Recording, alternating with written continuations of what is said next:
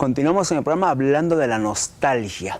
Pero antes tenemos a Daniel que nos trae un video donde la gente opina sobre cuando piensan en volver. Vamos al video.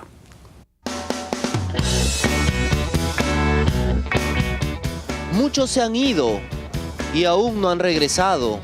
Otros han vuelto, pues su tierra han añorado. ¿Y tú, alguna vez has emigrado? Vamos a preguntar. Si tú vivieras fuera del país, ¿qué crees que sería lo que más extrañarías? La comida. Dejar a tu familia, dejar a muchas cosas que están aquí, o sea, dejar todo lo que tienes. La comida, el calor de la gente. Dice que es muy raro estar en otro lugar porque son muy indiferentes. La comida más que todo. La comida es lo que la mayoría de gente me dice. El clima, sí.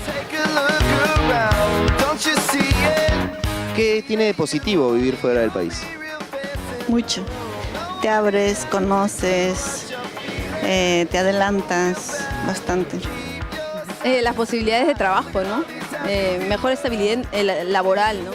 A veces se te abren más puertas porque de repente la demanda laboral está mejor en otros países. ¿Qué es lo negativo de vivir fuera? La discriminación, ¿no? El racismo. En muchos países al peruano se le mira mal, por muchas características. Negativo, ¿no? Más bien creces cuando sales. El acostumbrarse, el adaptarse a otra vida y el aprender el idioma. ¿Estás pensando en emigrar, dejar tu país? Anda, expande tus horizontes, aprende. Yo sé que extrañarás y cuando vuelvas, ven a aportar un granito de arena. Muchas gracias, Dani. Bueno, efectivamente, ¿no? Hay que salir, hay que expandirse, hay que conocer otras tierras también, pero una pregunta que a mí se me viene un poco a raíz también del video. Cada persona tiene un enfoque distinto, cada persona asimila, digamos, el irse fuera, ¿no? De una manera distinta. Algunos lo ven como una experiencia, una oportunidad para crecer y otros lo ven como algo, digamos, difícil, dificultoso, con muchas piedras en el camino, ¿no? Cuando nos vamos tenemos que enfrentarnos a diversas situaciones como el racismo, por ejemplo, que alguna persona lo mencionó. Ahora, eso también ha sucedido y de alguna manera aún sucede todavía al interno, ¿no? Al interior de nuestro país todavía vemos eso, personas que vienen o personas que se van a otro lugar y de alguna manera hay una suerte de discriminación también. ¿De qué manera podríamos, digamos, soñando, ¿no? y siendo visionarios, yéndonos más allá, ¿de qué manera podríamos solucionar eso y unir, digamos, estas fronteras imaginarias que se han establecido dentro de nuestro propio país? Yo creo que de todas maneras el soñar y pensar que en algún momento podríamos desaparecer la discriminación es casi imposible, porque la discriminación es un mecanismo cognitivo que de alguna manera es funcional bajo ciertas condiciones. Ahora, ¿qué ocurre más bien y cómo poder hacer, digamos, ponerle cierto límite a este tipo de cosas?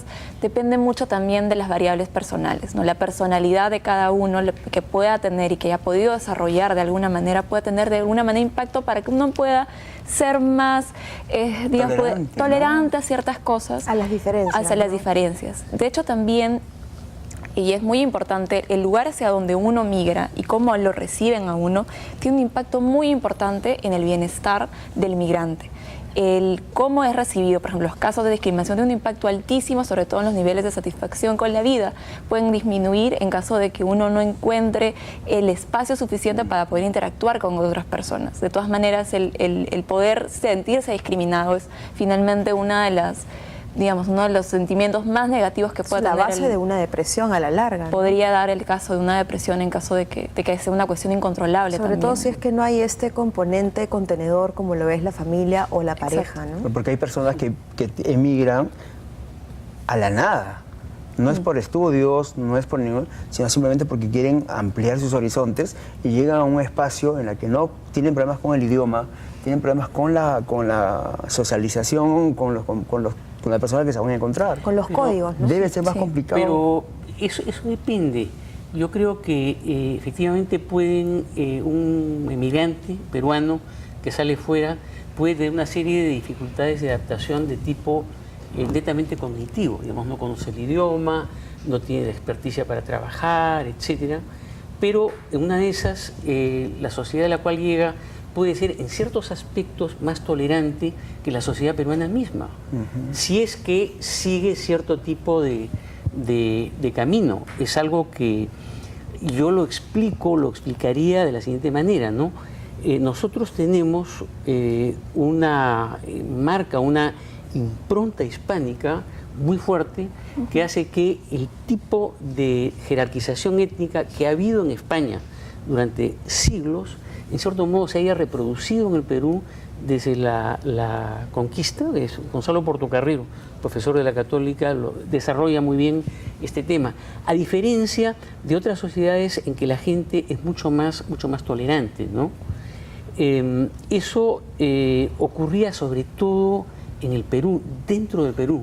Entonces yo pienso que esta solución que tú, por la cual tú preguntabas, es una solución que a fin de cuentas, si se me permite ser muy optimista, yo creo que es algo que ya está comenzando a darse. Digamos, si comparamos los niveles de segregación que había hace 2, 3 décadas, cuando yo tenía 14 o 15 años, recuerdo haber ido una vez al cine Alcázar y con unos amigos compramos nuestros boletos y en la puerta el boletero no dejaba pasar a una pareja, un señor y una señora, porque la señora estaba vestida con yiquias, con sombrero puneño, con trenzas, y el señor llevaba también una ropa sumamente modesta, ¿no? Eso era absolutamente ilegal, absolutamente anticonstitucional, y se hacía, ¿no? Eso es ahora impensable. Bueno, y habrán cosas... No quiero levantar polvareda, pero lamentablemente, ¿no? Yo creo que... O sea, con el dolor de nuestro corazón, algunas veces todavía se ha visto no, eso sigue, pero se ha mitigado con respecto al pasado. Ah, bueno. Yo creo que lo que ocurre más bien es que ahora se considera que es políticamente incorrecto ser discriminador, ¿no? Entonces está mal visto que yo pueda discriminar a otra persona por su raza.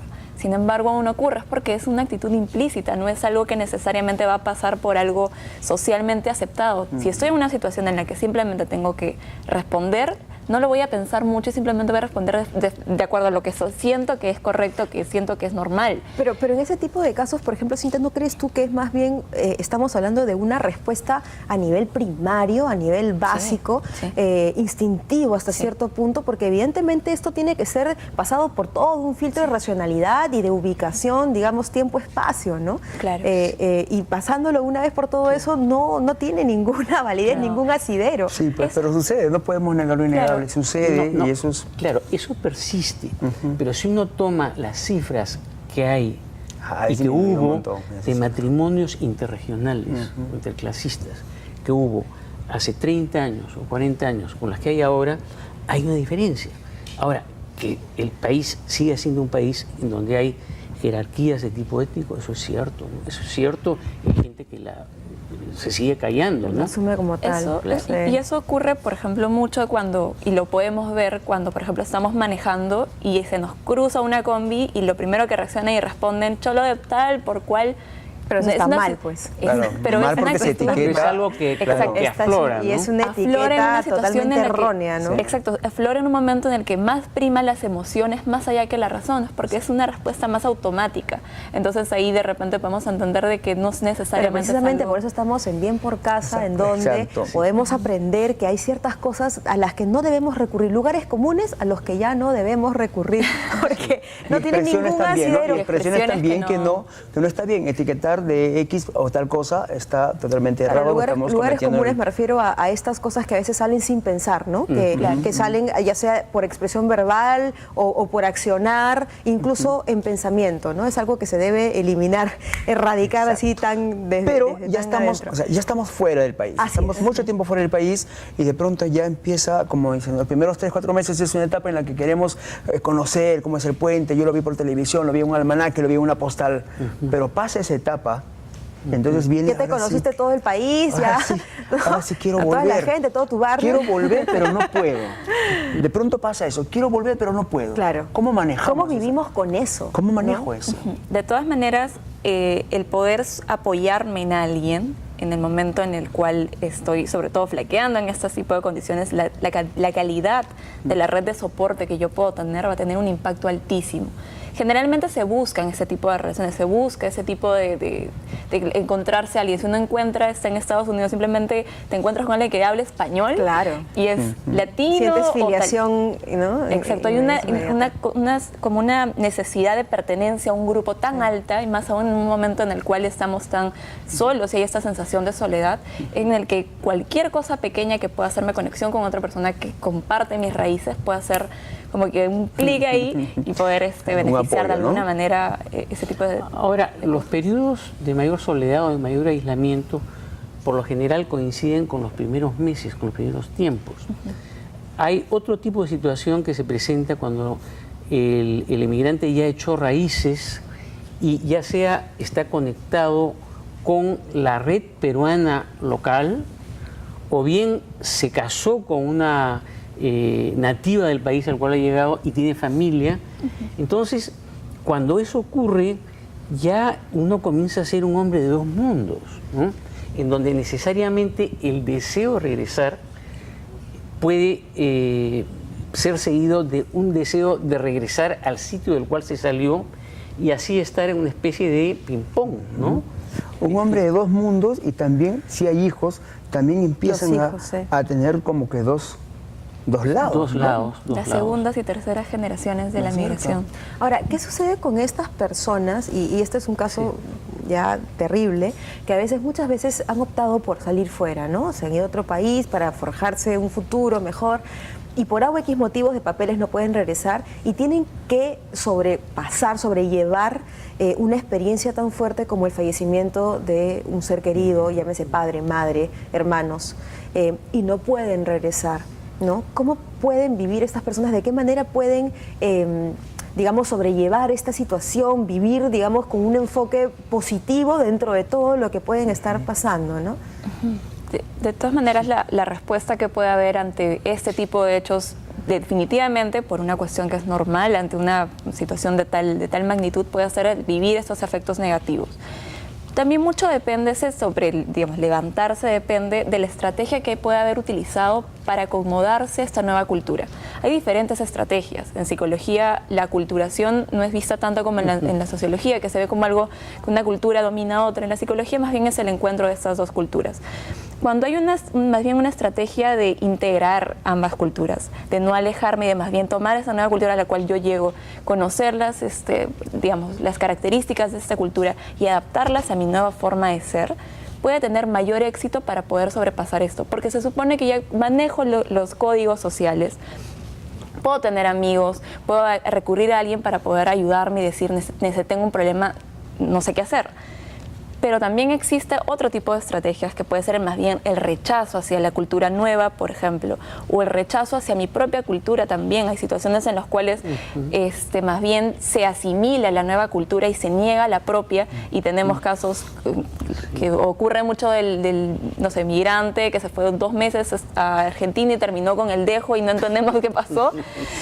Se ocurren casos así. Claro, o pero te vas a simplemente, Puno un mes y no regresas con el dejo de Puno. también mucho depende del estatus percibido sobre la nueva cultura a la cual estoy ingresando. Si es algo que considero que está por encima de mis estándares socialmente aceptados, de hecho es mucho más sencillo cogerlo y hacerlo mío. Claro que sí. Bueno, realmente el tema ha sido maravilloso, da para muchísimo más, pero en televisión los tiempos son tiranos y bueno, pues lamentablemente tenemos que dejarlo aquí, pero realmente ha sido un gusto y un placer poder conversar hoy día con ustedes sobre este tema, y esperamos pues poder contar para una próxima oportunidad también. Gracias por venir. Gracias. Bueno, ustedes no emigren a ningún otro canal, quédense en TV Perú, porque regresamos como qué deben saber para tener en cuenta cuando compren muebles. Ya volvemos.